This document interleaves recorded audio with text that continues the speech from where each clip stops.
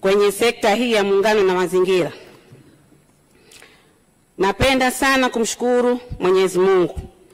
Pili, nampongeza sana Rais wa Jamhuri ya Muungano wa Tanzania Dr. Samia Suluhu Hassan kwa kulinda muungano wetu.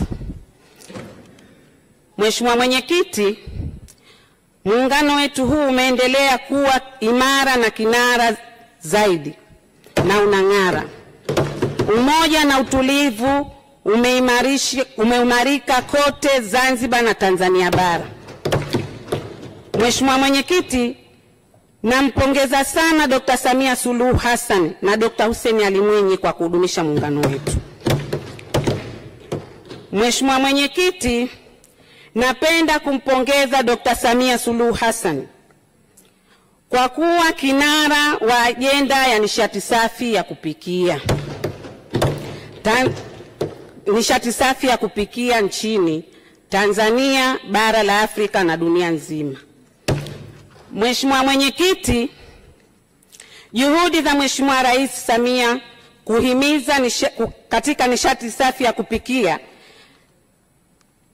ni kielelezo cha juhudi kubwa ya kulinda na kutunza mazingira. Mheshimiwa Mwenyekiti,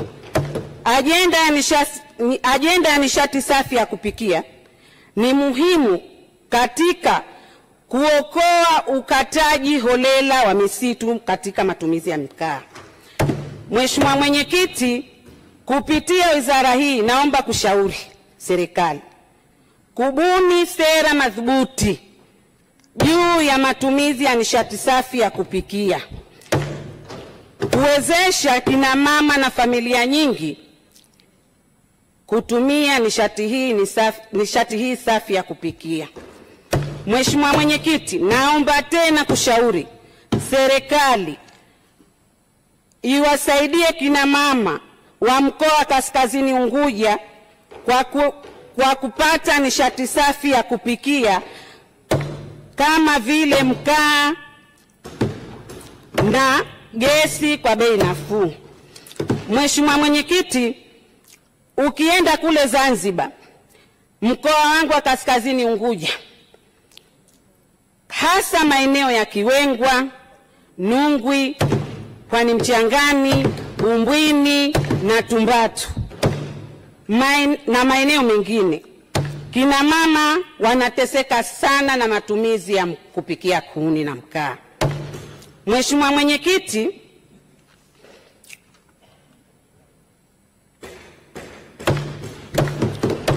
Mwenyekiti, mwisho naomba kupitia bunge hili, hasa wanawake wote wa Tanzania, kuendelea kumuunga Mheshimiwa Rais Dr. Samia Suluhu Hassan katika juhudi kubwa kulinda na mazingira yetu.